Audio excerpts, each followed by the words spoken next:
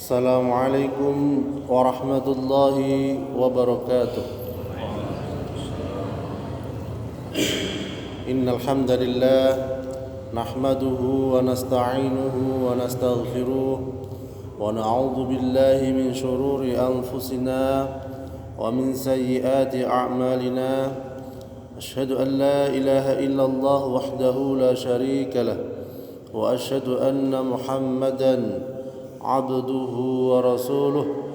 أما بعد، إن شجرة الزقوم طعام الأثيم كالمهل يغلي في البطون كغلي الحميم خذوه فاعتلوه إلى سواء الجحيم ثم صبوا فوق رأسه من عذاب الحميم ذق إنك أنت العزيز الكريم. Alhamdulillah, bapak-bapak, ibu-ibu, adik-adik sekalian yang dirahmati Allah, bersyukur kita kepada Allah Subhanahu wa taala pada kesempatan ini bisa bersama-sama melaksanakan ibadah di subuh ini. Semoga amal ibadah kita diterima oleh Allah Subhanahu wa taala. Pada kesempatan ini sedikit kita akan membahas tentang gangguan jin yang ada pada manusia. Jadi gangguan jin yang selalu mengitari manusia. Apa ciri-cirinya? Di antara ciri-cirinya gangguan jin itu adalah yang pertama, merasa tidak suka atau sesak ketika sholat dan membaca Al-Quran. Ya. Jadi ketika membaca Al-Quran baru beberapa kalimat, ya, satu halaman katakanlah, sudah merasa sesak dada ini, seakan-akan ingin menghentikan bacaan Al-Quran, ya. Bahkan juga bisa ketika membaca Al-Quran dibuat ngantuk, ya, baru satu kalimat langsung ngantuk, misalnya begitu. Ini bisa indikasi salah satu gangguan jin yang ada di diri manusia. Nah, terus bagaimana solusinya ketika hal ini terjadi? Ya, pegang dada yang sakit, ya, yang terasa sesak itu tadi, diteruskan bacaan Al-Qur'annya dengan sekuat tenaga, ya, sambil dihentakkan, ditarik Allahu Akbar, ya, dan insya Allah dia akan pergi.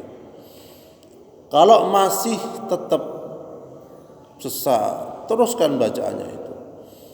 Jadi jangan menganggap bahwasanya setan itu kuat, jin itu kuat, jin ini. Enggak. Ya. Allah lah yang maha kuat, dia itu lemah sebenarnya. Hanya terkadang manusia butuh perjuangan untuk melawannya terus. Kemudian ciri-ciri gangguan jin yang kedua itu adalah tubuh sering gemetaran tanpa sebab. Jadi tiba-tiba bergetar, tiba-tiba gemetar, ya. Nah, itu bisa jadi salah satu indikasi gangguan. Kemudian yang ketiga adalah ciri-ciri gangguan jin itu, dan ini banyak sekali mungkin terjadi pada diri kita, yaitu merasakan berat di belakang kepala tanpa sebab medis. Sudah diobati, ya, macam-macam, ya. Dari toko sudah beli, dari puskesmas sudah beli, ya, dari dokter sudah beli, tetapi kok masih merasa berat di belakang kepala ini. Ya, itu juga bisa indikasi gangguan jin. Ya. Terus apa yang kita lakukan? Sama dengan yang tadi, pegang kepala belakang, bacakan Al-Fatihah, ayat kursi, ayat-ayat yang kita baca, yang kita bisa, ya, kemudian ditarik Allahu Akbar. Ya, ini seperti itu. Ya. Jadi merasakan berat bagian kepala belakang, ya, di tengkuk sini kadang. Ya. Kemudian gangguan jin yang selanjutnya itu adalah yang keempat, merasakan sakit di bawah punggung tanpa sebab medis, ya, misalnya begitu. Merasakan sakit di bawah punggung tanpa sebab medis, ya. Di sisi lain memang ada sakit medis, di sisi lain juga bisa karena gangguan. Jika hal ini terjadi, apa yang kita lakukan? Ya, tetap kita baca ayat-ayat, ya, dipegang yang sakit dan ditarik, begitu seterusnya. Di sisi lain kita pun juga bisa diiringi dengan terapi punggung. Ya, sekarang sudah marak, entah itu totok punggung, untuk apa? Kerpek-kerpek ya, dikrek-krek ya, monggo. Ya, karena apa? Inna syaitana yajri min ibni Adam majrad dam. Jadi setan itu mengalir dalam diri anak Adam itu bersama darah. Oleh karena itu salah satu caranya di sisi lain pakai ruqyah syar'iyah ya, dibacakan ayat-ayat Al-Qur'an, di sisi lain juga dilakukan terapi pijat, terapi medis dan lain sebagainya. Ya, itu mengiringi tidak apa-apa. Kemudian yang selanjutnya ciri-ciri gangguan jin yang kelima adalah merasakan ada sesuatu yang berjalan di kepala. Ya. Jadi misalnya kepala kita pusing tapi jalan-jalan pusingnya itu. Lah niku jalan-jalan berarti gangguan. Rata-rata ngoten. Dari sini ke depan terus ke belakang, ke sini ke samping kok muter ae. Misalnya ngoten. Nah, itu termasuk salah satu ciri gangguan. Dan terus bagaimana terapinya? Tetap dipegang kepalanya, ya, lari kemana dikejar, lari ke belakang dikejar, ya, dibacain terus Al-Fatihah tarik Allahu Akbar, bacain lagi Al-Fatihah tarik Allahu Akbar.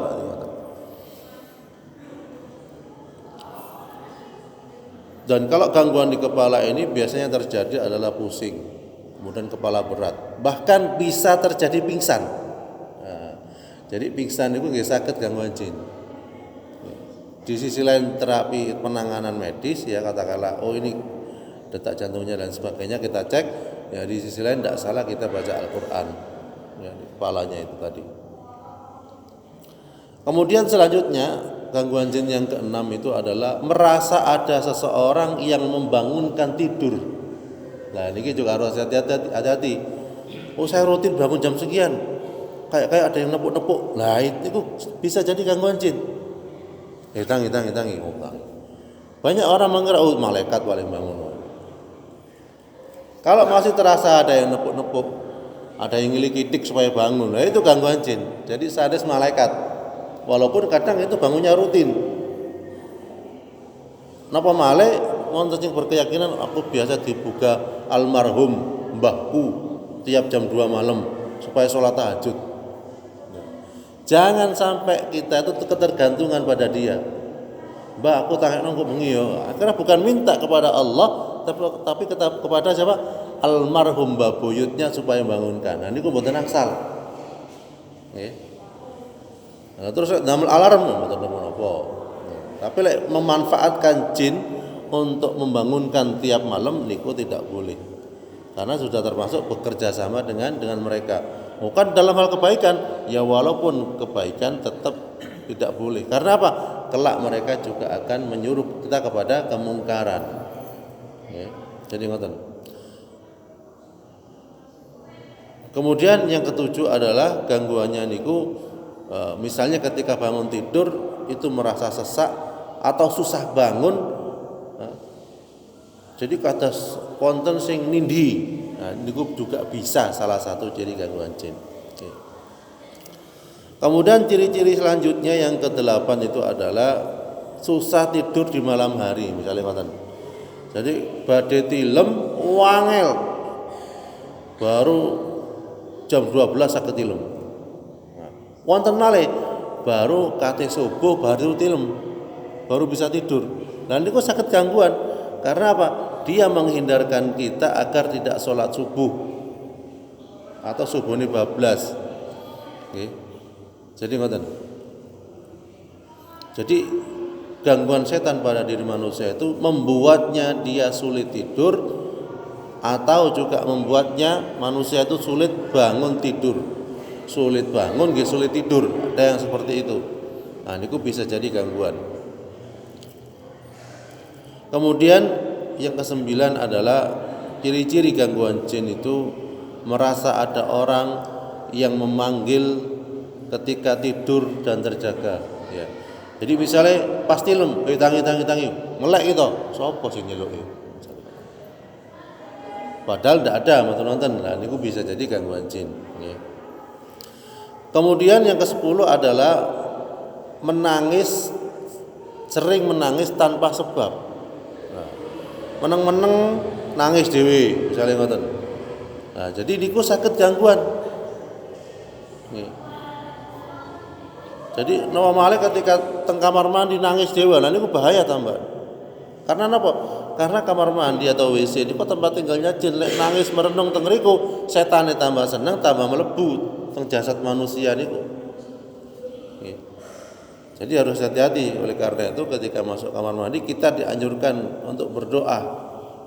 Allahumma inni a'udzubika minal khubuthi wal khaba'ith. Ya Allah, aku berlindung kepadamu dari gangguan jin laki-laki dan jin perempuan. Ya, karena hal ini banyak terjadi. Normalnya teng jeding main HP, musik-musikan, wah tambah seneng. Ya. Kemudian selanjutnya adalah yang ke-11 dari gangguan jin itu merasa dadanya sesak, khususnya sore hari. Jadi neko-neko tapi rutin sore hari langsung sek. Nah, niku saged mawon gangguan jinnya sudah mulai bereaksi atau masuk dalam jasad manusia. Oke, terapinya bagaimana? Sama dengan yang tadi, dipegang yang sakit, bacakan ayat-ayat Al-Qur'an. Oke. Kemudian yang selanjutnya ciri-ciri gangguan jin yang ke-13 itu adalah banyak makan atau mudah lapar. Jadi sehari bisa 5 kali 6 kali makan. Jadi sak piring unjung. Dan niku mboten lemu-lemu masih makan kathah. Cik walaupun makan banyak tak gemuk-gemuk dan itu sering. Dan ini juga dikhawatirkan indikasi gangguan jin. Oke, karena yang makan itu jinnya. Dan hal semacam ini banyak terjadi. Nah, normalnya lari-lari alit kadang nggih. Ada yang tubuhnya katakanlah cuma timbangannya 50 kiloan katakanlah, tapi makannya sepiring terus dan ndak gemuk-gemuk. Nah, niku bisa jadi gangguan jin. Nah, terus bagaimana cara terapinya? Dipegang perutnya. Bacakan ayat-ayat Al-Qur'an ya. Sambil diseru jin yang ada dalam jasad ini, dalam perut ini, kamu segera keluar dari sini. Jangan makan makanannya, jangan ganggu makanannya, ya, dan segera kamu bertobat kepada Allah Subhanahu wa taala agar kamu jangan mengganggu manusia lagi. Ya. Kemudian yang selanjutnya adalah yang ke-14, niku gangguan jin niku saged lebih suka menyendiri. Lah, jadi panjenengan enggak ada putra, misalnya pun dhewean di kamar. Misalnya ngoten, dhewean di pojok. Lah niku saged mawon gangguan. Karena salah satu tempat jin yaitu di pojok-pojok. Menyendiri, merenung. Ya lek sakniki menyendiri kathah lari-lari, soalnya apa main HP. Nah gitu. Jadi kata menyendiri tapi dolanan HP. Nah niku juga khawatir gangguan setan masuk dalam diri mereka. Ya, normalnya fokus main game terus. Akhirnya melalaikan, melupakan. Masuklah setan dalam jasad mereka. Kemudian yang ke-15 dari gangguan jin itu adalah selalu merasa sedih. Susah rasanya. Jadi ngoten ndak ceria. Nah niki termasuk salah satu ciri gangguan. Caranya bagaimana? Pegang dadanya, baca ayat Al-Qur'an, entah itu Alam Nashrah ya dan lain sebagainya. Kemudian yang ke-16 adalah ciri gangguan jin itu suka berburuk sangka. Oh iku ngawasi aku apa iku. Nah, misalnya ngoten. Iku ana sing buntuti misalnya. Jadi ngoten saged. Jadi ketika setiap ketemu manusia dia berburuk sangka, niku saged mawon gangguan jin.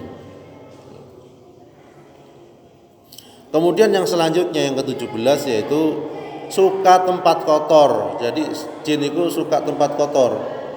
Dan dia merasakan nyaman ketika di tempat kotor. Ojo disapu omahe wis. Benong ini enak aku seneng. Lah misalnya ngoten, niku salah satu jadi gangguan. Ya. Napa malih dia niku sering berbicara kotor. Nauzubillah nggih. Kadang lari-lari sakniki kan gampang meso-meso misalnya ngoten. Bisa jadi niku salah satu gangguan. Kenapa kok meso-meso? Karena dalam dirinya ada amarah, pingin meluapkan itu. Lek wis meso-meso lega. Nah, nauzubillah niku harus dihindari. Kemudian yang selanjutnya adalah yang ke-18, mudah marah dan putus asa. Ya. Jadi gampang ngamuan, terus gampang putus asa. Ya wis, gak mari ndak usah diterus nih, misalnya ngoten. Jadi gampang putus asa. Padahal dalam Al-Qur'an dikatakan wala tayasu min rauhillah innahu la yayasu min rauhillah ilal qaumul kafirun. Ya. Kemudian yang ke-19 adalah sering kesurupan. Nah, ini jelas ya. Sering kesurupan, apalagi kalau pikiran berat itu sering kesurupan. Nah, yang ke-20 adalah kepala sakit terus-menerus bukan karena medis. Ini tadi sudah ceritakan. Kemudian yang ke-21 adalah mudah was-was. Jadi gampang was-was. Ojo naik sepeda nanti jatuh, ojo naik mobil nanti tabrak dan sebagainya. Was-was terus. Nah, kemudian yang selanjutnya adalah ini terutama bagi perempuan selalu mengalami pendarahan. Jadi misalnya mainnya terus dawa, biasanya seminggu sampai 20 hari. Niku saged mawon gangguan jin atau sihir. Nggih.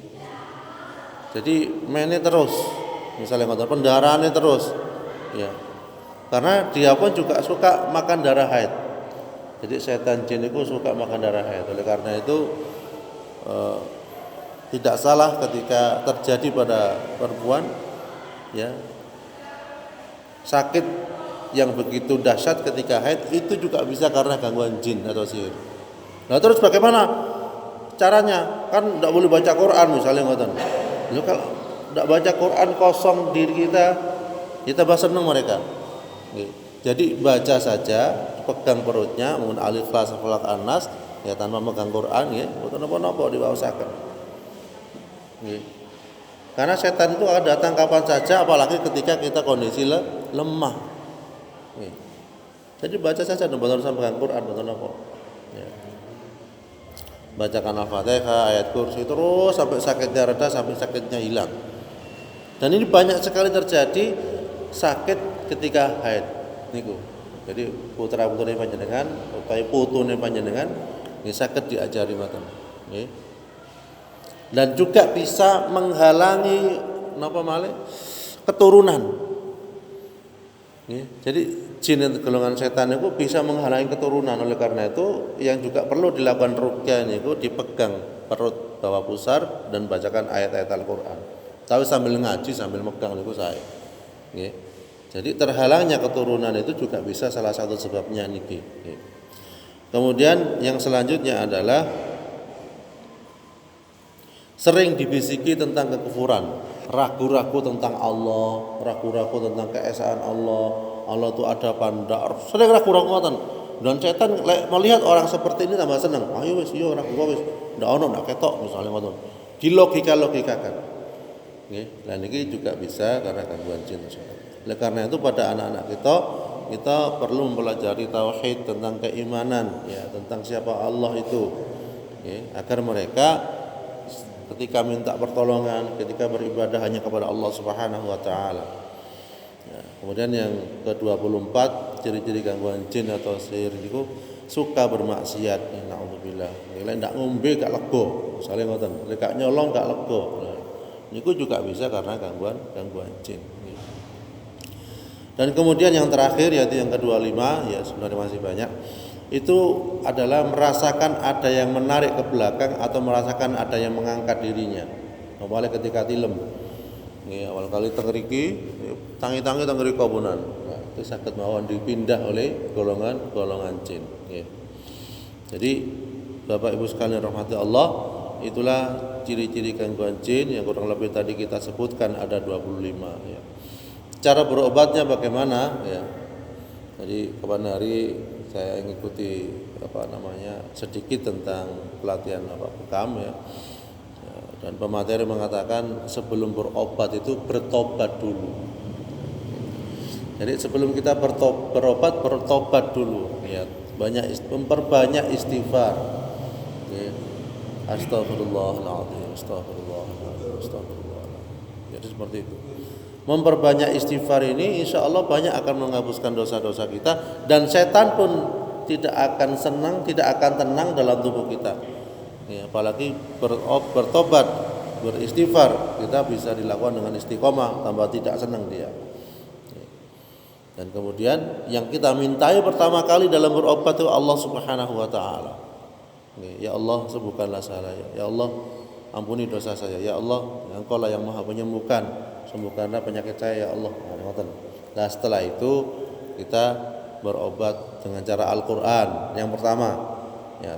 Kemudian juga dilakukan dengan cara medis, dengan cara herbal, dengan cara sunnah Nabi, itu yang paling diutamakan. Kok belum sembuh? Jangan meninggalkan terapi Al-Qur'an walaupun belum sembuh sambil kita mengiring kita ke terapi herbal ataupun medis. Dan ini sering dilupakan. Wa nunazzilu minal Qur'ani ma huwa syifaa'un wa rahmatul lil mu'minin. Jadi Allah turunkan Al-Qur'an ini sebagai syifa dan rahmat bagi orang-orang mukmin. Ya. Jadi walaupun panjenengan ngombe obat niku kali ngaji niku insyaallah mempercepat proses kesembuhan dan menenangkan hati kita dan insyaallah menggugurkan dosa-dosa kita dengan sakit itu tadi. Jadi insyaallah ngoten nggih, mugi-mugi kita sekalian oleh Allah diparingi sehat ya, lahir batin ya, sehat jasmani, rohani ya nggih, termasuk juga sehat sosial ekonomi kita ya. Dan insyaallah kita bersama-sama masuk surganya Allah Subhanahu wa taala. Kurang lebihnya mohon maaf. Akhir kalam. Assalamualaikum warahmatullahi wabarakatuh.